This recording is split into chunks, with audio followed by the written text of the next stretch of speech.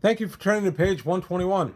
Today we're going to go to the Fiend Folio and take a look at a monster that actually gave you some pretty nice options once your players were getting a little stronger, but weren't too strong yet.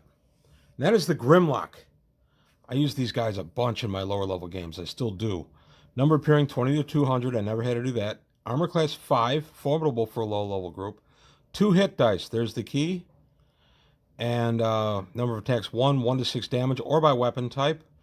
Special attacks nil, special defenses see below. And they save as 6 level fighters, and also see below. Average intelligence, neutral evil. These fierce subterranean humanoid warriors dwell in deep caverns, only emerging in raiding parties to maraud across the Earth's surface late at night, searching for humans to butcher and devour. Their eyes are blank and sightless, however they have highly developed senses of hearing and smell, these giving them an effective vision within 20 feet. They are immune to the effects of spells affecting the visual nerves, such as phantasmal force, darkness, invisibility, mirror image, and so on. Also, continual light or light wouldn't bother them. However, spells such as audible glamour will partially blind them, reducing their effective range of vision to 10 feet, and reducing their hit probability by 2, so -2. Substances such as snuff have the same effects if inhaled by a Grimlock, so dust, choking, and sneezing could work really well against these guys. For every 10 Grimlocks encountered, there will be a leader of 3 hit dice and AC 4. For every 40, there will be a champion of 4 hit dice AC 3. In the Grimlock lair, there will be females and young. Grimlocks rarely consort with other beings, though there is a small chance they will have Medusa to share their lair. Because they're blind, and Medusa wouldn't bother them. And a 2% chance that a wandering group of Grimlocks will be accompanied by 1 to 2 mind flayers. For the latter reason, Grimlocks are particularly hated by Githyanki.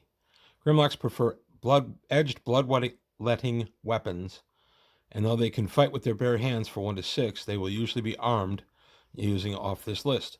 Leaders and champions will wield a battle axe or a 2-handed sword. If encountered in rocky terrain, Grimlocks are able to blend in with their surroundings, so as long as they remain motionless. They cannot be detected other than with a detect invisibility, unless someone actually bumps into one. All Grimlocks, whether warrior, leader, or champion, make all saving throws as if they were 6-level fighters. And then their physical description is powerfully built humanoids with thick, scaly gray skin. They are usually clad in dark rags. Their hair is long, black, and usually unkempt. Their teeth are white and particularly sharp.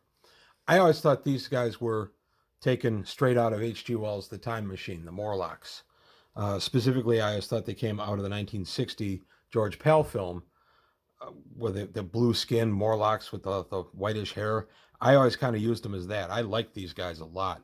And I still use these in my low-level campaigns because these guys are more challenging. They're AC 5, 2 hit dice, yet they're not crazy. They don't get a bunch of bonuses to hit or damage. Saving as a 6-level fighter is pretty formidable, and not being terribly affected by any kind of lighting situation or anything makes them pretty ideal. I would say these things could attack day or night. I wouldn't think that would be much of an issue for them. And I just really like them. I throw in occasionally a shaman with them. I was surprised it wasn't in the write-up because that was pretty common in old D&D. So I'll throw in a shaman of usually 3rd or 4th level, maybe get a command spell or something like that, or maybe even a cause light wounds in combat. That way you have a little bit of magic going out there too, so the players get a little more intimidated by these creatures. If they're just there to fight them, 2 dice 6 and AC 5 makes them pretty formidable. 1 attack around, dealing something around 1 to 6 to 1 to 8, is also nothing to sneeze at. The number of 20 to 200 I've never done.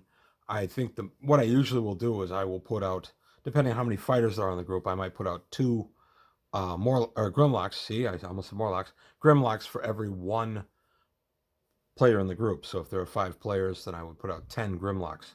That way the magic user can do a sleep spell or something along those lines and lay out a couple of them, and the fighters will have something to do, but I'll still get some damage in.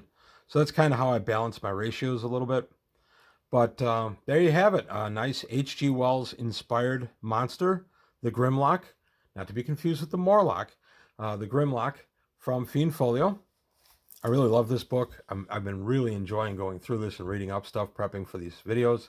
It's been fun to revisit this book because I have to admit this is one that wasn't on the shelf all the time, but it's not one I would refer to much if I was doing any kind of higher level campaign. But for some of the low-level, medium-level stuff, this book is ideal. And this book's an old friend. I always liked it. So that's all I've got today on page 121.